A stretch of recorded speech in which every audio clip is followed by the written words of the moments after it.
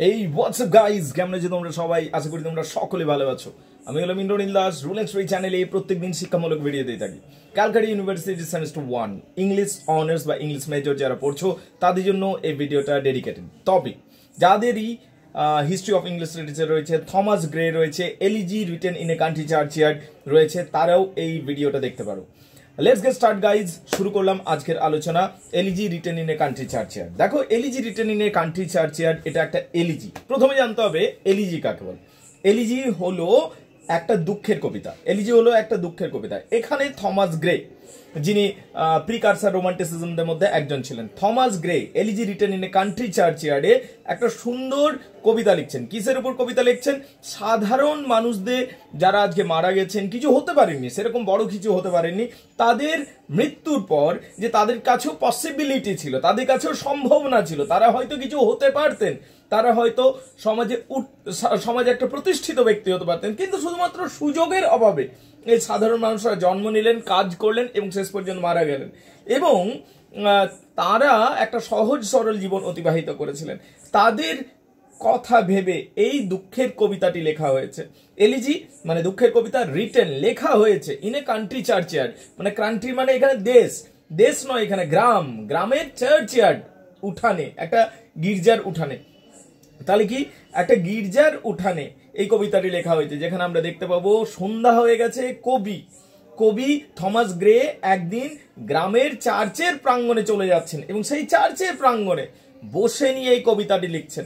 এবং সেই চার্চের প্রাঙ্গণে যখন বসে নিয়ে তিনি এই কথাগুলো বলছেন, এই দুঃখগুলোকে অভিব্যক্তি করছেন, এই দুঃখগুলোর প্রকাশ ঘটাচ্ছেন, তখন কাদের জন্য এই দুঃখগুলো আমরা দেখতে পাচ্ছি? সামনে একটা কবর রয়েছে, সেখানে কবরে সাধারণ মানুষদের কবর, যেখানে সাধারণ মানুষরা এসেছিল, কাজ করে গেছিল, আজ মারা গেছে, আজ শান্তির নিদ্রারত রয়েছেন। সেই সমস্ত মানুষদের মধ্যে কেউ হয়তো মহান রাজনীতিবিদ হতে পারতেন, কেউ হয়তো একদম মহান কবি হতে পারতেন, কেউ হয়তো মহান জমিদার হতে পারতেন, কিন্তু তারা কেউই হতে পারেননি সেটা।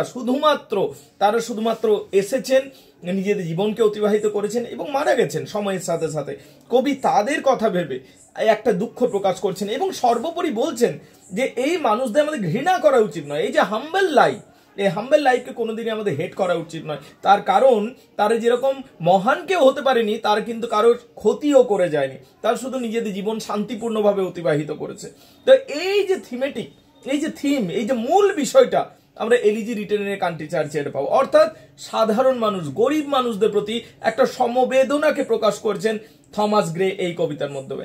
এই কবিতাতে একটা সুন্দর সন্ধ্যার একটা ব্যাখ্যা রয়েছে, যখন গবাদি পশুরা বাড়ি ফিরে আসছে এবং সেই গবাদি পশুদের গলার ঘন্টা থেকে আওয়াজ বেরিয়ে আসছে এবং সেই চার্চের পরিবেশটাকে খুব সুন্দরভাবে তিনি প্রকাশ করছেন। সর্বোপরি এই কবিতার মাধ্যমে আমরা দেখতে পাই যে কবি কিভাবে একটা গ্রাম্য পরিবেশকে আমাদের সামনে কিভাবে তুলে ধরছেন, পরিবেশনা করছেন, সেটাকে আমরা খুব সুন্দরভাবে দেখতে পাই।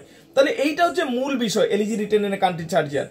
খেয়াল রাখবে, elegy written in a country churchyard was written in 1751, 1751-তে এখানে এই কবিতাটা লেখানো হয়েছিল। 1751 এই কবিতা লেখা হয়েছিল for the rude forefathers of hamlet. Hamlet হলো গ্রামটার নাম। সেই গ্রামে বসে তিনি যাদের সম্বন্ধে লিখছেন, সেই সাধারণ মানুষরা আজ মারা গেছেন, তো তাদের জন্য। তাহলে কি, elegy written in a country churchyard was written in 1751, 1751-তে, টু মোর্ন, দুঃখ প্রকাশ করার জন্য, the rude forefathers of hamlet, right? এটা কিন্তু খেয়াল রাখবে। এই যে কবিতাটি কে লিখছেন? ইনি থমাস গ্রে লিখছেন।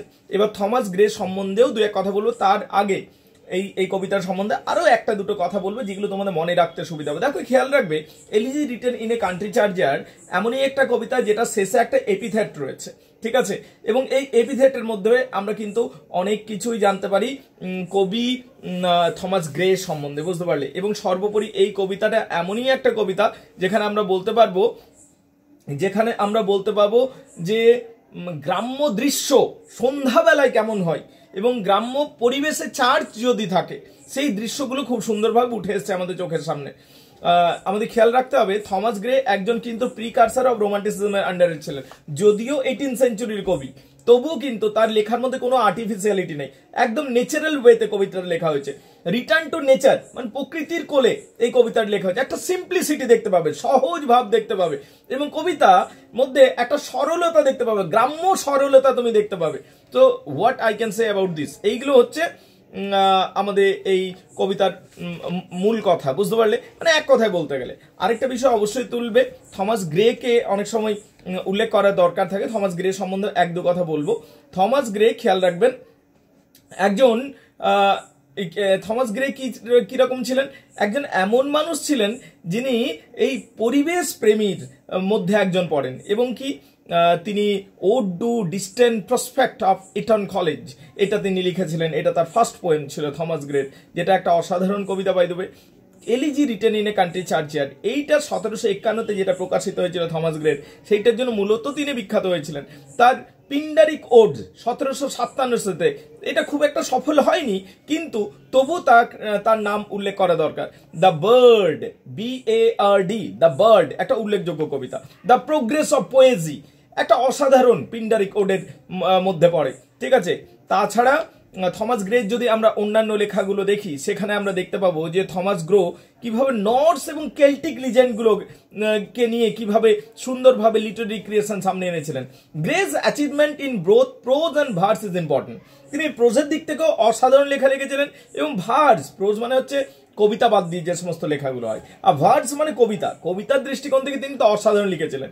হি explored the origins of romance in early Norse and Celtic legends, Norse এবং কেল্টিক মাইথোলজিগুলোকে কাজে লাগিয়ে এবং তাদের লিজেন্ডদের উপরে তিনি লেখাজোখা করেছিলেন। He is one of the precursor of romantic poetry, তিনি প্রিকার্সার অফ রোমান্টিক পোয়েট্রির মধ্যে একজন, বুঝতে পারলে? এবং সর্বোপরি his mind had a sharp grasp, his curiosity was unlimited and his judgment cultivated. He was like man likely to love much where he loved at all. তার এক কথায় বলতে গেলে থমাস গ্রে একজন সাধারণ মানুষ ছিলেন। এমনকি ম্যাথিউ আর্নল্ডও তাকে বলেছিলেন, ম্যাথিউ আর্নল্ড কি বলেছিলেন? ম্যাথিউ আর্নল্ড বলেছিলেন, he was a born poet fallen upon an age of prose. Matthew Arnold একটা অসাধারণ কথা বলেছিলেন থমাস গ্রে সম্বন্ধে, মানে এই লেখকটা সম্বন্ধে। কি বলেছিলেন? যে হি ওয়াজ এ বর্ন পোয়েট, তিনি একজন কবি হিসাবে জন্ম নিয়েছিলেন, but fallen upon the age of prose, কিন্তু এমন একটা যুগে এসেছিলেন যেখানে প্রোজ রাইটিংটা প্রধান ছিল।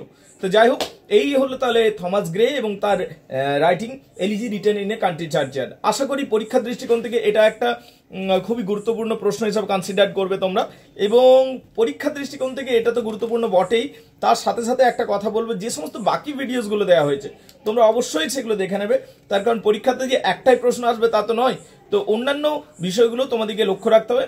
Hopefully this video is going to be really productive for you guys. If you have enjoyed it, please share it and subscribe it. Thank you very much indeed, guys.